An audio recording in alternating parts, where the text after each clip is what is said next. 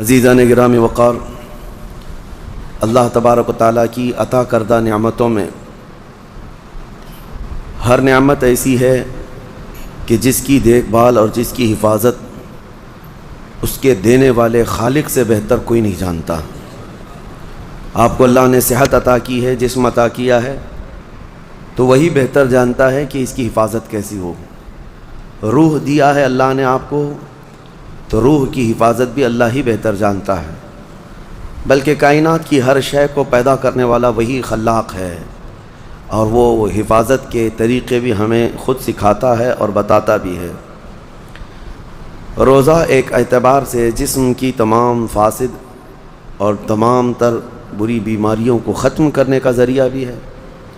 اسی طرح سے اللہ تعالیٰ نے جب آپ کو مال دیا ہے تو اس مال کی حفاظت کا بھی طریقہ اللہ نے بتایا کہ سال میں ایک مرتبہ تم اپنے مال کی زکوٰۃ نکال دو تو یہ مال کا میل نکل جائے گا۔ اس کو احادیث کریمہ میں بھی بیان کیا گیا ہے۔ آپ اگر دن بھر کام پہ رہتے ہیں تو 2 دن ہو جائے، 4 دن ہو جائے، 8 دن نہ ہو، 8 دن ہو جائے، اگر آپ نہاتے نہیں تو آپ کے بدن سے بدبو آنے لگ جائے گی اور لوگ قریب آنا چھوڑ دیں، اور یہ جسم کی بدبو بڑھتی چلی جائے گی۔ اس کے لیے آپ کو نہانا ضروری ہے۔ کوئی بھی آدمی ہو دنیا میں، وہ اپنے جسم کی صفائی کے لیے نہاتا ضرور ہے، کوئی 2 دن میں، کوئی روزانہ، کوئی 3 دن میں، لیکن نہاتا ہے۔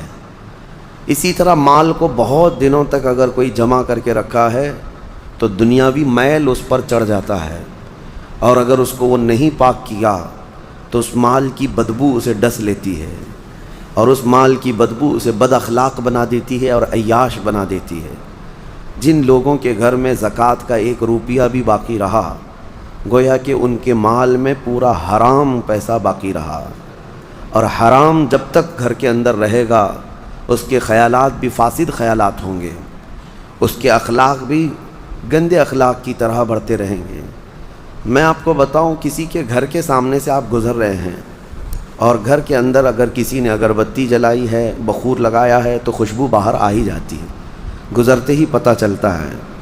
لیکن اگر کسی کے گھر کا ٹوائلٹ ٹوٹ چکا اور اس کی غلاظت گھر کے اندر بہہ رہی ہے تو اس کی بدبو صرف گھر والے نہیں، باہر والے بھی سونگھنے لگ جائیں گے۔ اسی طرح سے حرام مال کسی کے گھر میں ہے تو اللہ کے فرشتے اس گھر کے آس پاس تک نہیں آتے ہیں۔ حرام مال جس کے گھر میں جمع کیا ہوا ہو وہ ایسی ہی بدبو دیتا ہے، اللہ کے فرشتے اس کے قریب نہیں آتے ہیں۔ اسی لیے میرے عزیزو، زکوٰۃ کا نظام لوگوں کو ایسا لگتا ہوگا کہ یہ صرف دان دینا ہے، جیسے دوسرے دھرموں میں ہے، دوسرے ادیان میں ہے، جسے دان جس کو کہتے ہیں کہ جس کو جتنا چاہے وہ دان دینا چاہیے، اور اس کے ہاں ان لوگوں کو بڑھا چڑھا کر کے بھی بیان کیا جاتا ہے۔ دان ایک خیرات ہو گئی، وہ نفل ہے۔ اسلام میں وہ دان دینے کا وہ تو ایک بہت بڑا الگ طبقہ ہے، یعنی خیرات کرنا۔ لیکن زکوٰۃ جو ہے یہ صرف خیرات نہیں، یہ فرض ہے۔ جیسے آپ کے لیے فرض یہ نماز فرض ہے، جمعہ آپ کے لیے فرض ہے، اسی طرح سے صاحب حیثیت کے لیے زکوٰۃ فرض ہے، اور اگر اس نے زکوٰۃ نہیں نکالا تو اس کے متعلق قرآن کیا کہتا ہے سنیں۔ والذین یکنزون الذهب والفضة ولا ينفقونها فی سبیل اللہ فبشرهم بعذاب علیم۔ محبوب، جو لوگ سونا اور چاندی کو جمع کر کے رکھ لیتے ہیں اور اللہ کی راہ میں اس کی زکوٰۃ نہیں دیتے یا خرچ نہیں کرتے، آپ ان کے لیے دردناک عذاب کی بشارت دے دیجئے۔ اللہ فرما رہا ہے اپنے محبوب سے، ان لوگوں کو دردناک عذاب کی بشارت دے دے۔ کیا ہوگا؟ یوم یحمى علیہا فی نار جہنم فتکوی بہا جباہہم وجنوبہم وظہورہم ھذا ما کنزتم لانفسکم فذوقوا ما کنتم تکنزون۔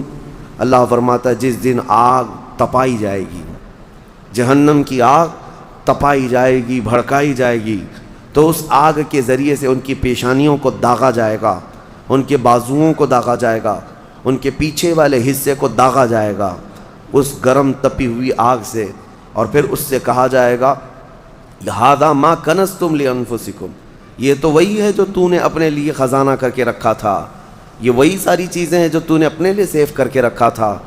فذوقوا ما کنتم تکنزون، جو کچھ تم جمع کرتے تھے اب چکھو آج کے دن، آج اس کو چکھو، یہ کہا جائے گا، اس کو چکھایا جائے گا اور عذاب میں مبتلا رہے گا۔ یہاں تک کہ یہ تو قیامت کے دن کے عذابات کا ذکر ہے، اور قبر کے متعلق فرمایا گیا کہ اس کی میت قبر میں رکھ کر کے چلے جانے کے بعد سے لے کر قیامت قائم ہونے تک ایک خوفناک سانپ اس کے گلے میں پھندا ڈال کر قبر میں بیٹھا رہے گا، اور اس کی ناک کی ہڈی کو ڈستا ہوگا اور چوستا ہوگا۔ وہ قبر والا پریشان اس عذاب سے اس کو دور کرنے کی کوشش کرتا رہے، تو وہ سانپ کہتا ہے کہ تو مجھے کیوں الگ کرتا ہے، میں تیرا مال ہی تو ہوں جسے تو دنیا میں بہت زیادہ عزیز رکھتا تھا، میں تیرا سونا چاندی اور تیرا جمع کیا ہوا مال ہی تو ہوں، تو اب اس سے مجھ سے چھٹکارا اس وقت تک نہیں حاصل کر سکے گا جب تک اسرافیل علیہ السلام سور نہ پھونک دیں۔ میرے عزیزو، یہ جو وعیدیں آئی ہیں ان لوگوں کے لیے ہیں جنہوں نے اپنے مال کا حق اللہ کی راہ میں نہیں دیا۔ آپ دیکھیں اللہ کریم نے جو کچھ بھی دیا ہے آپ کو، یہ آپ کی اپنی محنت نہیں، جو اگر یہ سمجھتا ہو میں نے اپنے خون پسینے کی محنت سے یہ سب کمایا ہے، یہ خام خیالی ہے میرے عزیز۔ اللہ تبارک و تعالیٰ اگر نہ دینا چاہے تمہاری ناک زمین پر گھس جاتی، وہ ایک سکہ بھی تجھے نہ ملتا۔ رب تعالیٰ کی یہ عنایتیں ہیں جو تمہیں مال دیا، لیکن جس نے دیا کیا تم سے اس نے پورے آدھے مال کا تقاضا کیا؟ رب تبارک و تعالیٰ نے فرمایا کہ تم کو اگر 1,00,000 روپے کی قیمت کی کوئی چیز آج دنیا میں دی گئی تو 50,000 اللہ کی راہ میں دے دینا، یا 1/4 25,000 دے دینا، 1 پاؤ حصہ دے دینا۔ نہیں، دنیا تو تقاضا کرتی ہے پرسنٹیج کا۔ یہاں رب تبارک و تعالیٰ نے پورے سال میں، وہ بھی انکم پر نہیں، سیونگ پر۔ یاد رکھو دنیا کی جو ٹیکس ہیں، جتنی بھی ڈپارٹمنٹ ہیں، وہ تمہارے انکم پر ٹیکس لگاتی ہیں۔ انکم جتنی ہو رہی ہے اس پر ٹیکس ہے۔ انکم ٹیکس کیا ہے؟ آپ جتنا کما رہے ہیں اس پر ٹیکس آتا ہے، لیکن میرا مولا تمہارے انکم پر نہیں۔ تم سال میں کروڑ روپے بھی کماتے کیوں نہ ہو، لیکن اگر بچتا کچھ نہیں ہے تو زکوٰۃ کچھ بھی نہیں، زکوٰۃ کچھ بھی نہیں ہے۔ ہاں، جو سیونگ ہے تمہارے پاس، جو بچی ہوئی چیز ہے، اس کے لیے رب تعالیٰ فرماتا ہے جو بچا کر تم نے رکھا ہے، اب اس کا آدھا نہیں، اس کا پاؤ نہیں، اس کا 10واں حصہ نہیں، اس کا 20واں حصہ نہیں، بلکہ اپنے پورے مال کا 40واں حصہ 2.5% صرف اللہ کی راہ میں ادا کیا کرو۔ باقی 97.5% تمہارے پاس سیف رہتا ہے، 97.5% تمہارے پاس۔ مجھے حیرت ہوتی ہے زکوٰۃ کے اس نظام کو، کبھی میں سوچتا ہوں اتنا 2.5% نکالنے سے ہوتا کیا ہے؟ کس کا بھلا ہوگا؟ نکالنے والے کا کیا نقصان ہونے والا ہے؟ کچھ بھی نہیں۔ اور جس کو دے رہے ہیں اس کا کیا ہوگا؟ نہیں۔ یہ رب ذوالجلال کی حکمت بالغہ ہے۔ آپ کو میں بتاؤں، رسول اقدس صلی اللہ تعالیٰ علیہ وسلم کے زمانے میں جو غربت تھی مدینے کی، وہ ایسی غربت تھی کہ صحابہ کے پاس پورا جسم چھپانے کے کپڑے بھی نہیں تھے۔ کسی کے پاس 2 کپڑے، کسی کے پاس 1 کپڑا، اور کھانے پینے کی اشیاء کی ایسی قلت تھی کہ وہ صرف 1 یا 2 کھجور پر پورا دن گزار لیتے تھے۔ ان کے پاس ہتھیار خریدنے کے لیے پیسے نہیں تھے، جو جنگوں میں ایسی لکڑیاں لے کر چل پڑتے تھے۔ غربت کا عالم یہ تھا۔ آپ کو میں بتاؤں، جنگ بدر جو ہوئی ہے 17 رمضان المبارک کو، 313 صحابہ میرے آقا کے ساتھ گئے تھے بدر کی وادی تک، 160 کلومیٹر۔ لیکن آپ کو پتہ ہے ان 313 صحابہ کے درمیان صرف 4 گھوڑے تھے، 4 گھوڑے۔ آپ سوچ سکتے ہیں 4 گھوڑے تھے صرف جس پر سواری کی جا سکتی ہے 313 لوگوں کے پاس۔ وہ غربت کا عالم تھا، لیکن نبی کریم صلی اللہ تعالیٰ علیہ وسلم نے یہ زکوٰۃ کا نظام قائم فرمایا۔ میں آج آپ کو بتاؤں کہ حضور پاک کی وفات ظاہری کے بعد صدیق اکبر کا زمانہ آیا، 2.5 سال صدیق اکبر نے خلافت کی۔ اس کے بعد سیدنا عمر ابن خطاب کا زمانہ آیا۔ اب دور خلافت عمر میں حضرت عمر فاروق کی خلافت کا دور ہے۔ اب زکوٰۃ کا نظام بڑھ چکا تھا، اسلام کی سرحدیں بھی بہت دور ہو چکی تھیں، بہت پھیل چکی تھیں۔ یمن کے گورنر سیدنا معاذ ابن جبل رضی اللہ تعالیٰ عنہ، صحابی رسول ہیں، وہاں کی زکوٰۃ کلیکٹ کرتے ہیں اور وہ زکوٰۃ مدینہ بھیجتے ہیں حضرت عمر کے پاس، خط لکھ کر کے، امیر المومنین، یمن کے غنی حضرات کی یہ زکوٰۃ ہے، فقرائے مدینہ میں اس کو تقسیم کر دیا جائے۔ جب مال مدینے پہنچا، سیدنا عمر فاروق رضی اللہ تعالیٰ عنہ نے لیا، مدینے میں اعلان کیا کہ یمن سے زکوٰۃ آئی ہے، جو مستحقین ہیں وہ آ جائیں۔ 3 دن تک مسلسل اعلان ہوتا رہا، مدینے میں ایک آدمی بھی زکوٰۃ لینے والا رہا ہی نہیں، ہر ایک اتنا کیپیبل ہو چکا تھا کہ زکوٰۃ دینے والے تھے، مدینے میں لینے والا کوئی تھا ہی نہیں۔ یہ اتنا جلدی کیسے ریولیوشن آیا؟ اس غریبی سے کیسے لوگ اس منزل تک پہنچے؟ حضرت عمر فاروق رضی اللہ تعالیٰ عنہ نے پوچھا کہ مدینے میں کوئی آنے والا نہیں ہے زکوٰۃ لینے کے لیے؟ یہ وہی مدینہ ہے جب آئے تھے تو ان کو پانی کی قلت تھی، پانی بھی نہیں پی پا رہے تھے، پیسے دے کر خریدنا پڑتا۔ تو پھر حضرت عمر نے خط لکھ کر کے واپس بھیجا حضرت معاذ بن جبل کو کہ مدینے میں کوئی بھی اب زکوٰۃ کا مستحق نہیں رہ گیا، لہٰذا یمن کے فقیروں میں ہی اس کو تقسیم کر دو۔ حضرت معاذ بن جبل کے پاس یہ مال دوبارہ گیا اور انہوں نے دوبارہ پھر خط لکھ کر کے بھیجا کہ حضور پورے یمن میں بھی کوئی فقیر نہیں رہ گیا۔ یہ نظام مصطفیٰ ہے، یہ نظام مصطفیٰ ہے۔ تم سمجھتے ہو 2.5% سے کچھ نہیں ہوتا؟ بہت بڑا ریولیوشن آتا ہے، بہت بڑا انقلاب آتا ہے، کیونکہ یہ حکم اللہ کا ہے، اور جب یہ صحیح جگہ پر پہنچے گی تو رب ذوالجلال وہ اس کی شان قدرت ہے کہ اس کس غریب کو اٹھا کر غنی بنا دے۔ میرے عزیزو، آج کئی نظام درہم برہم ہے، ہماری زکوٰۃ کا نظام بھی درہم برہم ہے۔ بعض لوگ تو زکوٰۃ کو چاہتے ہی نہیں کہ نکالیں، نعوذ باللہ، وہ عذاب الہی کے شکار ہوں گے۔ وہ چاہے 1 روپیہ بھی بچا کر کے جائیں تو پھر ان کے اوپر یہ قرضہ چڑھا ہی رہے گا مرنے تک، اور موت کے وقت جو اس کے لیے سختیاں ہیں یہ مال کی وجہ سے، اللہ بچائے۔ کچھ کا تو زکوٰۃ پر ایسا معاملہ ہے کہ وہ دینا نہیں چاہتے، اور کچھ ایسے ہیں جو دے تو لیتے ہیں لیکن کہاں دینا ہے یہ نہیں معلوم۔ اس کی وجہ سے یہ نظام ایسا ہو گیا، مستحقین تک زکوٰۃ پہنچتی نہیں، اور کسی جگہ زکوٰۃ جا کر کے جام ہو جاتی ہے، کسی جگہ زکوٰۃ ایک ہی جگہ جا رہی ہے اور وہاں سیف ہوتی گئی، اور جو مستحق تھا وہ مستحق ہی رہ گیا۔ اصل مسئلہ جو ہمارے بیت المال کا تھا وہ نظام ہی نہیں ہے۔ پہلے بیت المال ہوا کرتا، امیر المومنین جو ہوتے وہ سب کی زکوٰۃ کلیکٹ کر کے بیت المال میں جمع کرتے، اور پھر جتنے بھی فقراء ہوتے تھے ان کا رجسٹر ہوتا تھا کہ کون کون مستحق ہے، اور ان کو سال پر فوکس کر کے بیت المال سے دیا جاتا۔ اگلے سال تک وہ فقیروں کا نام رجسٹر میں ہوتا ہی نہیں تھا، کیونکہ ان کو اتنا دیا جا چکا ہوتا کہ وہ اپنا کاروبار کر رہے ہوتے، اپنی تجارت لگا چکے ہوتے، اور دوسرے سال وہ خود اپنی زکوٰۃ لے کر کے بیت المال میں آتے تھے۔ یہ نظام تھا۔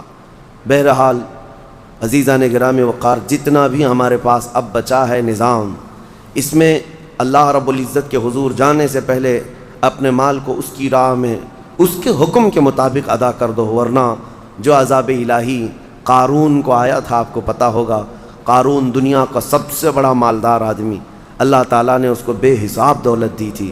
اسی سے سوچو آپ کہ اس کے خزانے اتنے تھے کہ خزانوں کی چابیاں 70 اونٹوں پر لاد کر لی جاتی تھیں، خالی چابیاں رکھنے کے لیے 70 اونٹ لگ جاتے تھے، تو پھر خزانے کتنے رہے ہوں گے؟ بے حساب اللہ نے اسے مالک بنایا تھا دنیا کا۔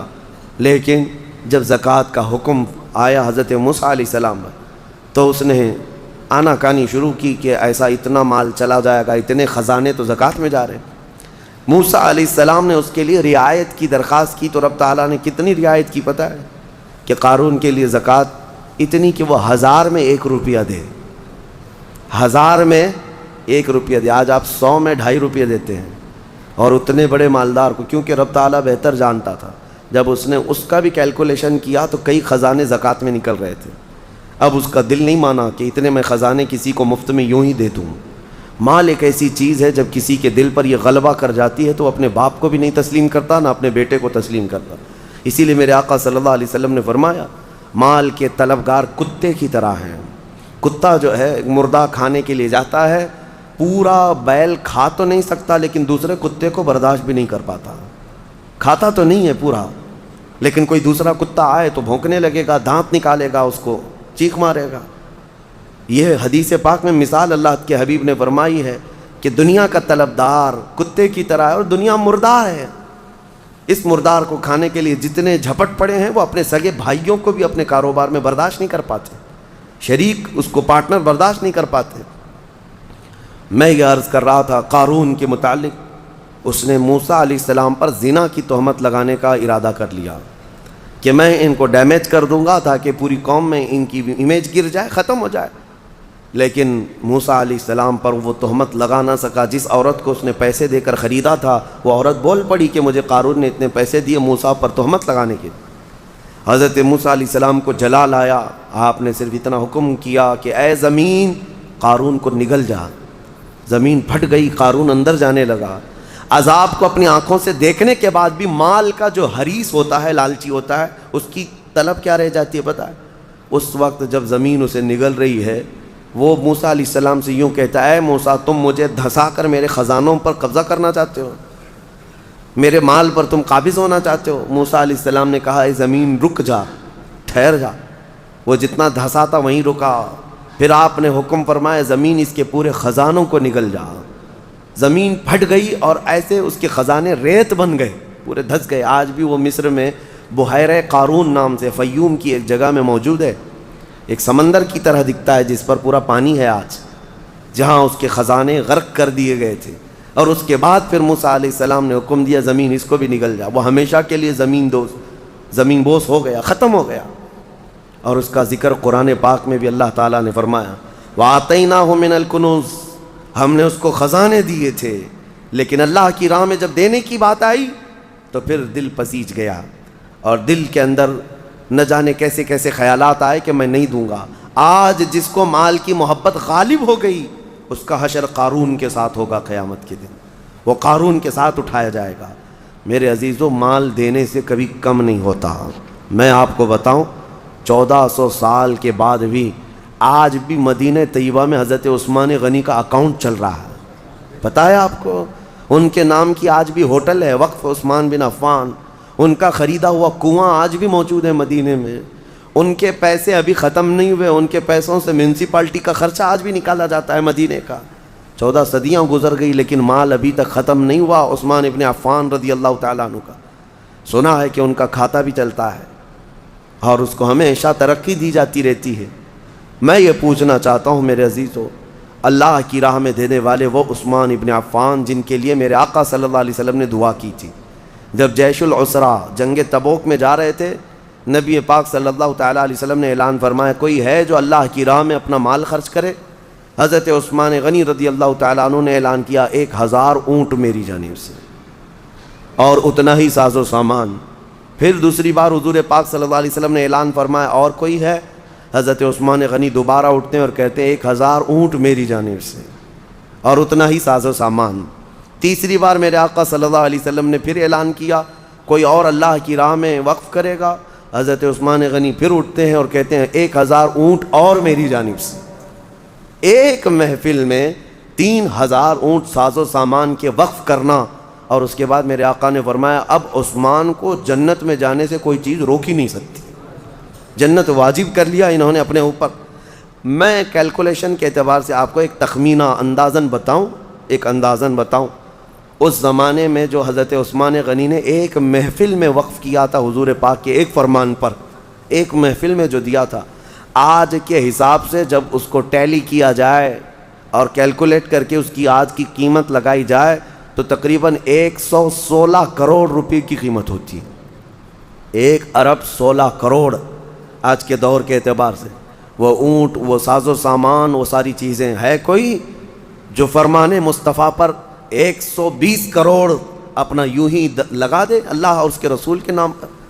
اب یہاں سے یہ بھی اندازہ ہوتا ہے کہ اللہ تعالیٰ نے ان کو اس زمانے میں کتنا مال دیا تھا, لیکن کبھی انہوں نے اللہ کی راہ میں خرچ کرنے کے لیے بخالت سے کام کبھی نہیں لیا. کبھی کوئی کنجوسی نہیں, کبھی کوئی مال پر بیٹھ جانا سانپ کی طرح کوئی ایک جگہ بھی ہمیں نہیں دکھا سکتا. حتیٰ کہ ایک تجارت انہوں نے جو کی تھی, اللہ اکبر, وہ ایسی تجارت کہ مدینے میں جو ہے یہودی بڑے پیسے والے تھے. آج بھی پوری دنیا کو کریڈٹ پر جو چلا رہے ہیں یہ یہودی ہیں. ملٹی نیشنل کمپنیاں سب یہ اپنے پاس رکھتے ہیں, ورلڈ بینک ان کے پاس ہیں. پوری دنیا کی بڑی بڑی کمپنیاں جو آج آپ کو نظر آتی ہیں, وہ الیکٹرانک تمام چیزوں کو لیں یا پھر کھانے پینے کی چیزوں کو لیں یا استعمال کی چیزیں, بڑے لیول کی کمپنیاں جن پر یہ ڈیرا ڈال کر بیٹھے ہوئے ہیں. اور ان کا حال یہی ہے کہ لوگوں کو سود پر دو اور ان کا پورا مال کھینچ لو. اب ہر چیز پر کریڈٹ ہے نا. آپ کو تو کوئی چھوٹا سا سامان بھی لینا ہے تو آپ کو ادھار دے دیا جائے گا اور اس کے بدلے آپ کو سود لے لیا جائے گا.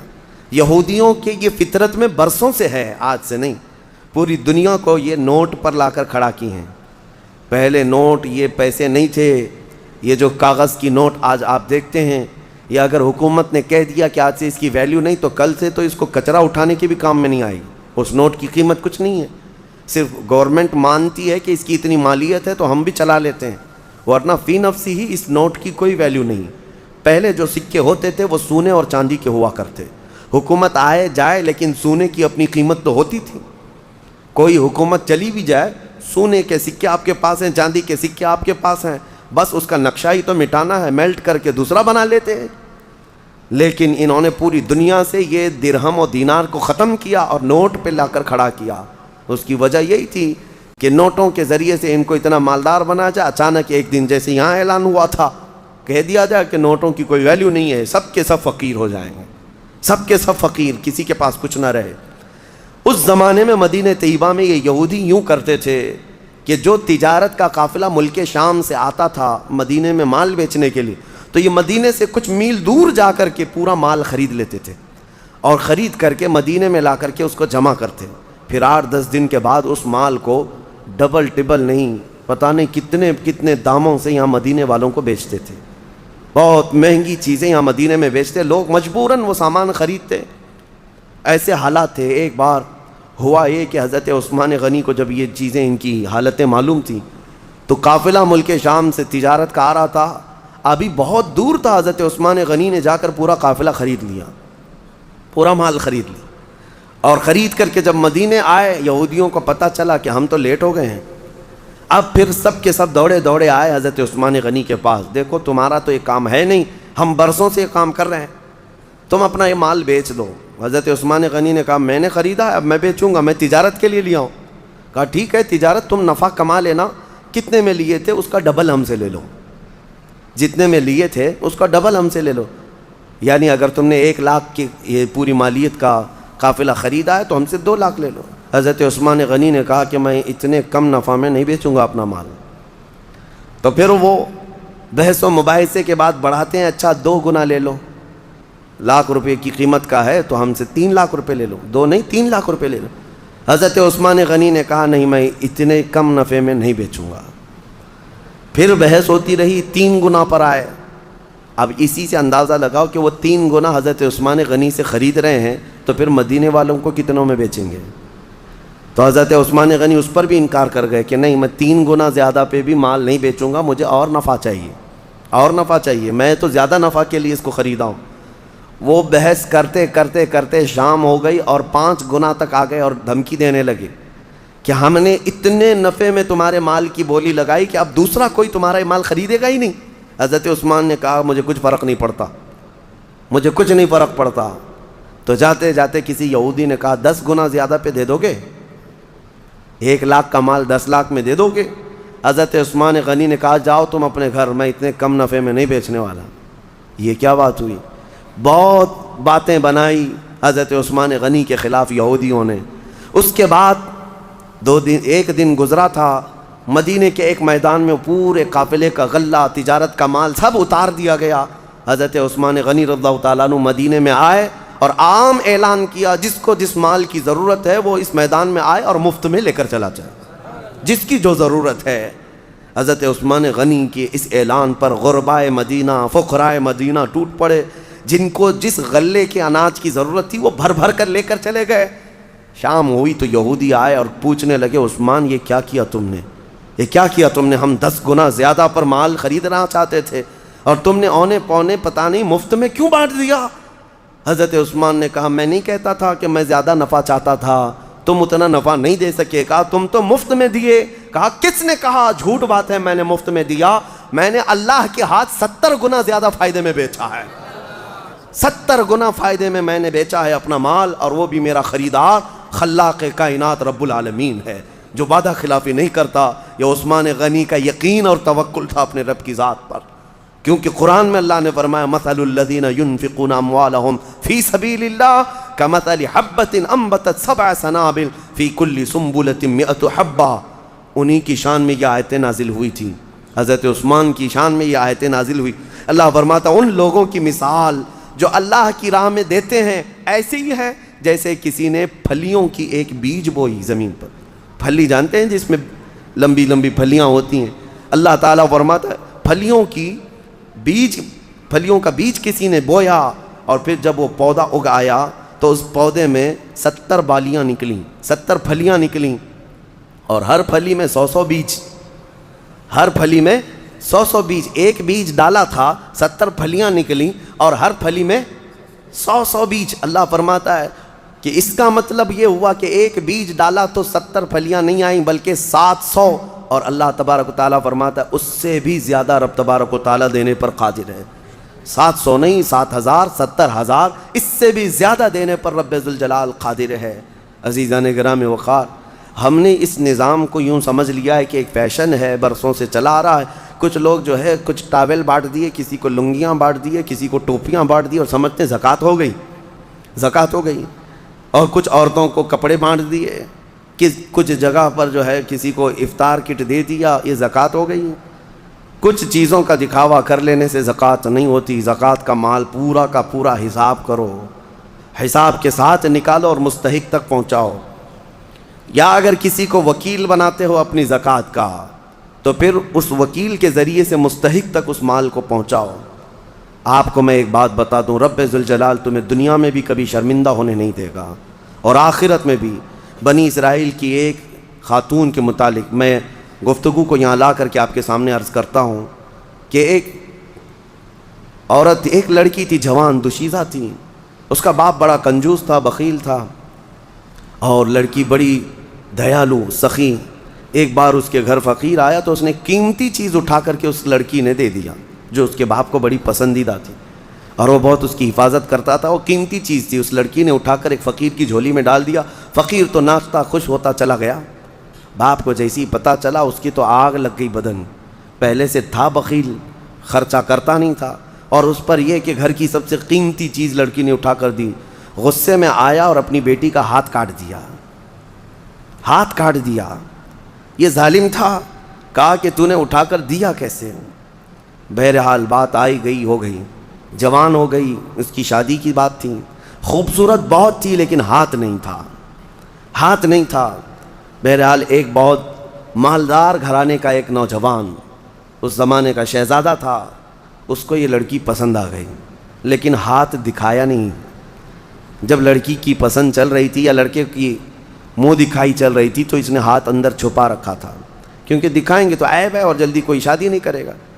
اسی پر وہ پسند کر لیا اور شادی فکس ہو گئی. لیکن کسی کو پتہ نہیں تھا، دولہے کے گھر والوں کو، کہ لڑکی کا ہاتھ نہیں ہے. وہ اپنے جبے میں اندر چھپائے رہتی اپنے کپڑوں میں.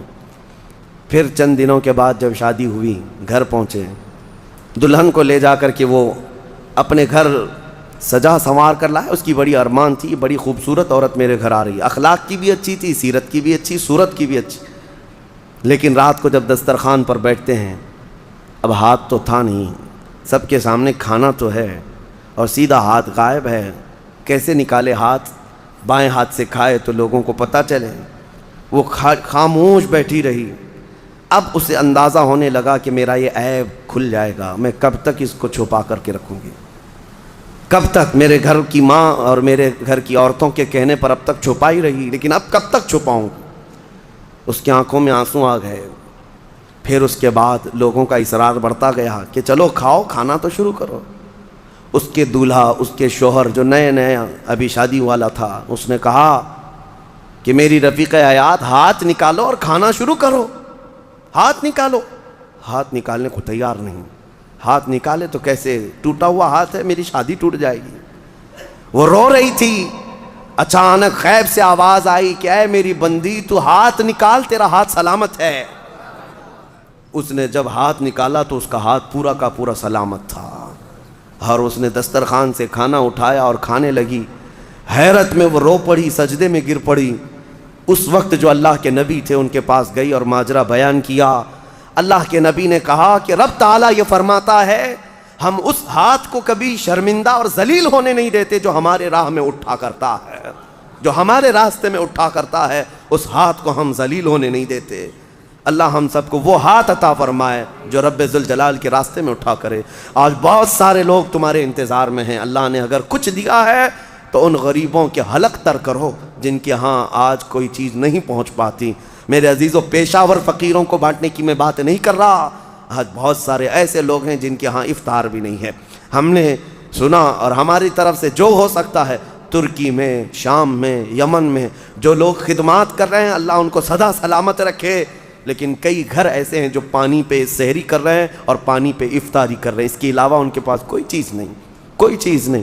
بہت ساری ایسی خبریں آتی ہیں، عرب دوست جو ہمارے وہاں بیٹھے ہیں وہ کہتے ہیں بچے اتنے مجبور ہو جاتے ہیں کہ رات کے وقت گھاس نکال کر کے کھا لیتے ہیں اپنے پیٹ کو۔ یہ ظالموں نے اتنی بمباریاں کی ہیں، سپر پاور طاقتیں ان کے منہ سے لقمے تک چھین چکے ہیں، لیکن آپ کو پتہ ہے جو سونے کے ٹوائلٹ بنانے والی یا عربوں کی عیاشیاں ایک لقمہ ان غریبوں تک نہیں پہنچا پاتے ہیں، ایک لقمہ عراق، یمن، شام، فلسطین میں نہیں پہنچا پاتے۔ لیکن آپ حضرات اگر اپنا مال پہنچا نہیں بھی سکتے تو کم از کم ان غریبوں کا احساس تو کرو، احساس کرو۔ جب اللہ تعالیٰ تمہیں شام کے وقت دسترخوان میں کیا نہیں عطا کرتا، ہر طرح کی نعمت تمہارے دسترخوان میں افطار میں ہوتی ہے، تم اپنے پیٹ بھر لیتے ہو، اس وقت دعاؤں میں غربائے امت کو یاد کرو۔ اے اللہ، تیرے حبیب کی وہ بھی امت ہے جن کے حلق آج تر نہیں ہو پاتے، اور میرے دسترخوان کو تو نے نعمتوں سے بھر دیا ہے، طاقت و قوت ہے تو اپنا مال ان غربا تک پہنچاؤ اور اپنا مال نکالو، ورنہ یہ عذاب الہی کے بھی شکار ہوں گے اور تمہارا مال بے برکتی کا سبب بنے گا۔ چند دنوں کے بعد یہ مال ایسا ختم ہو جائے گا تمہیں پتہ ہی نہیں۔ ہمارے علاقے میں ایک شخص تھا جو کہتا تھا میری 7 پشتوں تک میں نے اتنا مال رکھا ہے، 7 پشتوں تک لوگ بادشاہ رہیں گے، 7 پشتوں تک، یعنی اتنا مال جمع کیا تھا۔ اچانک ایک حادثے میں انتقال ہوا، چند سالوں کے بعد اس کے چچیرے بھائی نے اس مال پر ایسا قبضہ کیا کہ اس کے سگے بیٹے کو کوئی مال نہیں ملا۔ آج بھی وہ شخص موجود ہے، 10-10 روپے کی بھیک مانگتا ہے، اسی بڑے مالدار کا آدمی، وہ اپنے پان کے لیے، اپنے کھانے پینے کے لیے 10 روپے کی بھیک مانگتا ہے، جس کا باپ کہتا تھا کہ 7 پشتوں تک میرا مال چلے گا۔ میرے عزیزو، رب تبارک و تعالیٰ کے چاہے بغیر کچھ نہیں چلے گا۔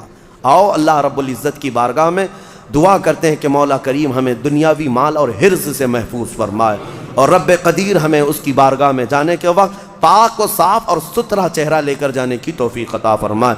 مولا رمضان المبارک میں غربائے امت پر تو رحم فرما دے، یمن، شام، فلسطین، عراق، افغان، برما، جہاں جہاں مسلمان قسم پرسی کے عالم میں ہے، اے رب کائنات اس رمضان میں انہیں کشادگی عطا کر دے، ان کے لیے امن و امان پیدا فرما دے، ان کے دسترخوان کشادہ فرما دے، انہیں خوشحالی کی طرف لے آ۔